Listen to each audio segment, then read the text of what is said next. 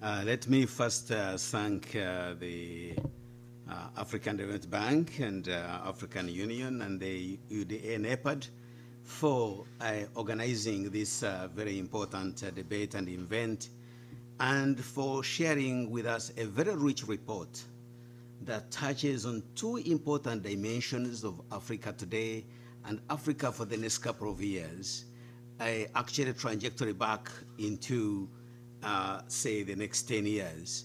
And basically, the two cornerstones are included here very well. Inclusive growth and sustainable development. I know the term inclusive growth has been around for a while,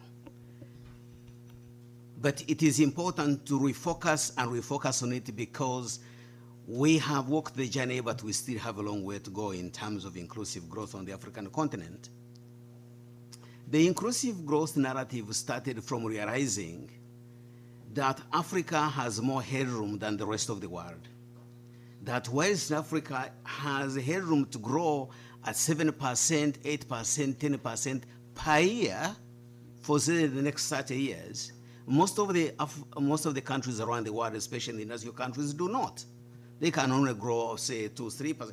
And it comes from, for those looking at studies on indigenous growth theory, to say that basically if you are growing at the initial stages and you have focus on skills, on human capital, how to be able to invest in human capital through learning, knowledge, research, science, you are able to have the skilled personnel to deliver the growth.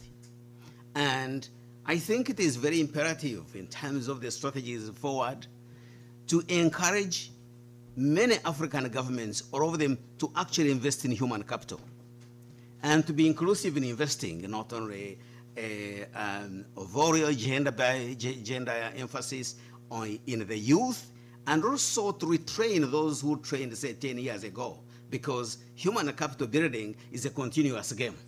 It means if you got your PhD 10 years ago, maybe the new technologies have changed and you need to be able to come on new methods.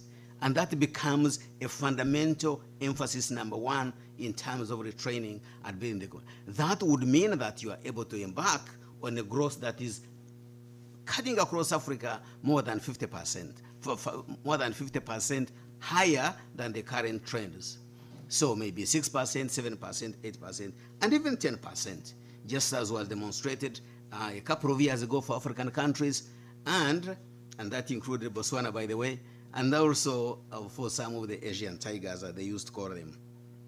So we should not forget that headroom that we have, but how does it occur?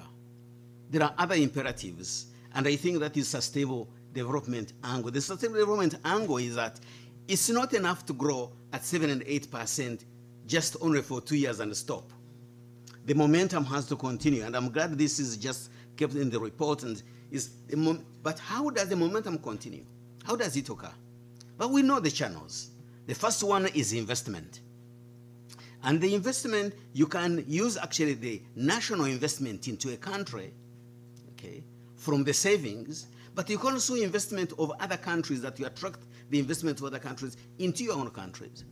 Just only 20 years ago, there were only 2 countries that had excess savings to invest in the rest of the world. And that was Germany and Japan. But of course, Germany lost it when there was the unification of both the 2 countries, and then it stayed in Japan. Japan, when the financial crisis hit, and then, but actually I can see the greatest potential of higher investments across Africa, except that these are in pockets of countries. We need the investment to cut across. So if anything is work on African control free trade area, that would be also on the investment, trade and investment together. Trade is another angle, and in the report it is very well captured. Okay. But how does the trade, how does it become a cornerstone of growth, of sustained growth over time? It is the element of industrial policy, okay? Industrial policy that actually generates more trade. So there is of course, if you spoke about industrial policy 30 years ago, they would think there is something wrong in your head. Everything was macroeconomic policy, fiscal policy, monetary policy, stabilization, and all that. But we convened after COVID at Princeton. We had a couple of Nobel Prize winners who say, what did the focus should be today?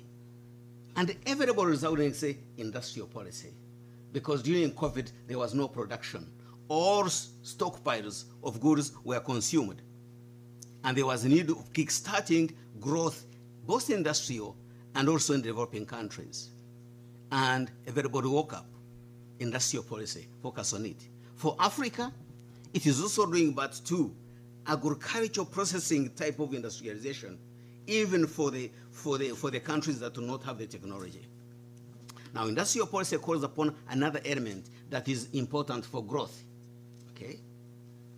And that Soro, the Nobel Prize winner, who showed how growth happened before endogenous growth theory, was saying it must be technical progress.